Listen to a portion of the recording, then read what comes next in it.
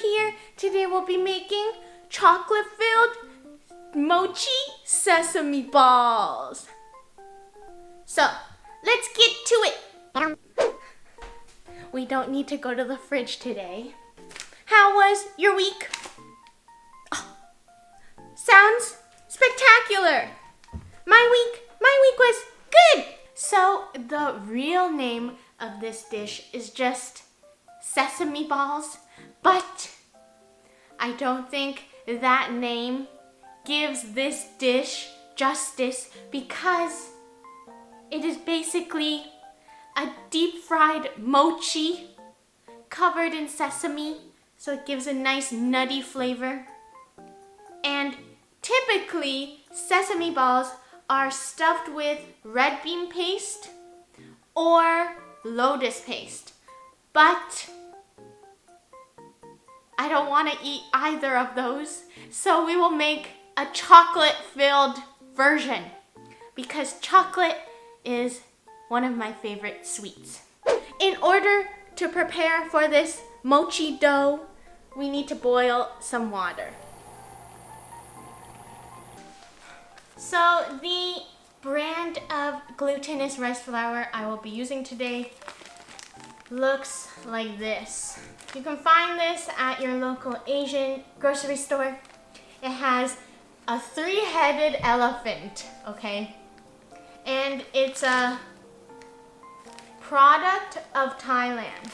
This is the brand I always work with when making mochi recipes because it's super chewy. So yes, try to find this brand. Okay, bye. So to the bowl, we're gonna add 1 cup of glutinous rice flour. Then we're gonna add 1/4 cup of sugar. Now we're gonna add 1/2 cup of boiling water. Then we're gonna do a little mixy mix.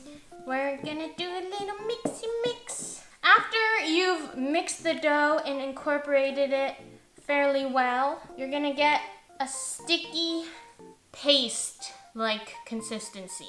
We're gonna take 1/4 cup and slowly sprinkle it in. Don't put all of the flour in at once. And we're gonna mix it again. Now, depending on what kind of glutinous rice flour you use, you may need more or less of this. And we're just gonna knead the dough until we get a nice non-sticky consistency. This is the consistency we want. Now, we're just gonna roll it into a snake. Now we're just gonna cut it into 12 pieces.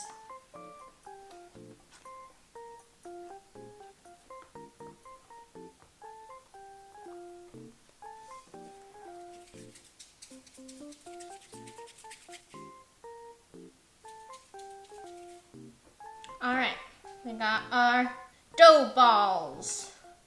They look like fish meatballs.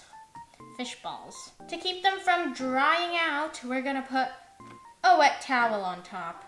Let's find our chocolate. I think it's over here. Yes, dark chocolate. I already ate one. Take a dough ball. We're gonna push our thumb into it and make a little cup.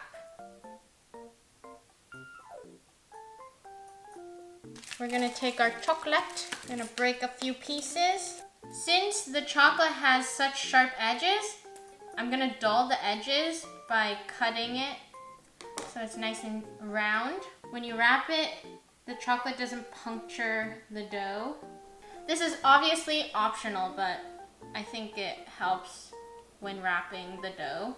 Alright, so now that we got our 12 dough balls, we're gonna get some sesame seeds.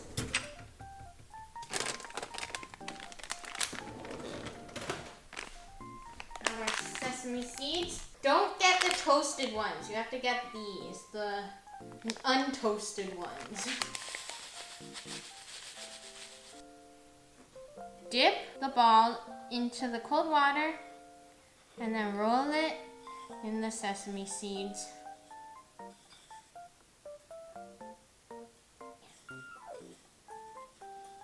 Gently press in the sesame seeds. Make sure there's no gaps. Isn't she gorgeous? Alright, so my sesame balls are done rolling in the sesame. All that's left is we gotta deep fry it. So let's do that.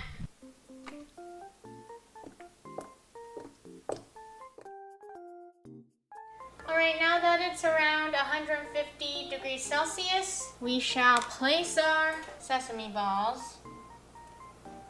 And they shouldn't fry immediately. They should be dropping to the bottom of the pan, so that's normal. You can see a light sizzle, which is fine. I'm gonna move it around a bit.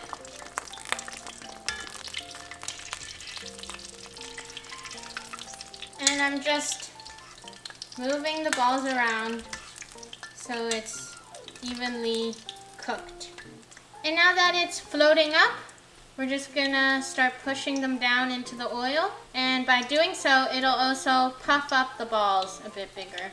So after around 10 to 11 minutes, we're gonna bump up the heat. And all we're gonna do now is try to make it golden brown. We're gonna also push it down again.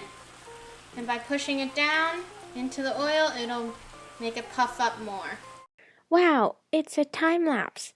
I wanted to make a time lapse to show the balls puffing up. But turns out the metal strainer ruined this time lapse. Anyways, look at all these little jiggly puffs or Kirby's. They're puffing up, getting nice and golden brown, golden crispy. Konnichiwa, kamsahamnida.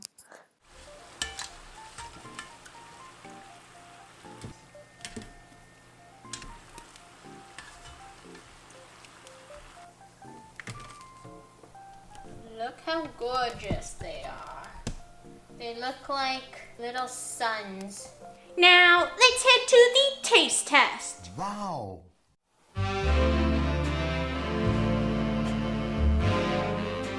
Alright, so this is the finished product.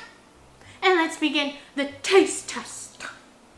And I'm super excited. Let's take the top one. Let's do a little close-up.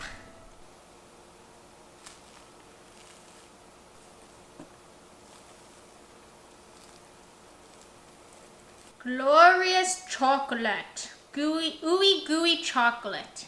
First bite for you. Nom nom nom.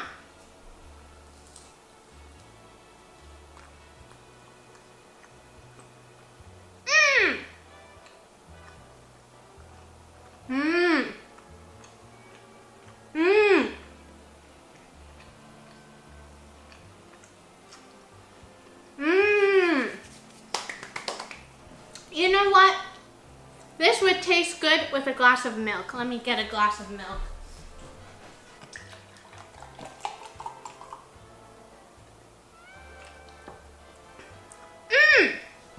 Now let's try one without ripping it apart. Let's get this one. Very nice.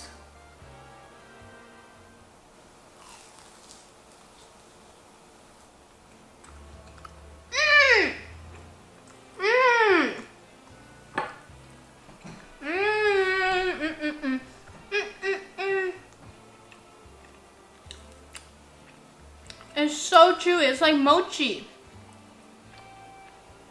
Chocolate mochi.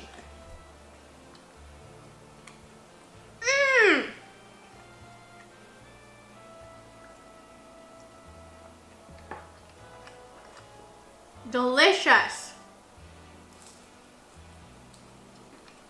Let's have one more, okay?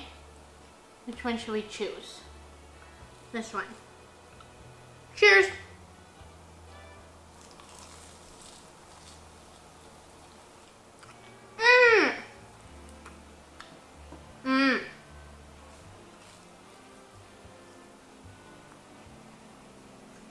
The chocolate isn't too sweet.